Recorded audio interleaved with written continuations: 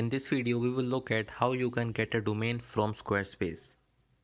So for that, you need to go to this URL squarespace.com/domain name research. And here you can enter your domain that you want to buy. So I will go with teaching.com and click enter. Here you can see that teaching.com is unavailable, but these three are available: sheteaching.com, ecoteaching.com. So I like this one and then click on continue to checkout. Here if you want to connect this domain with your website, then click on yes. If you just want to buy a domain, then click on no. I will just buy the domain.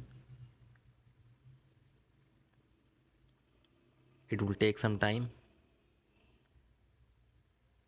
And here you just need to enter the registration. And after that you need to click on continue. It will require a payment method and you will buy your domain.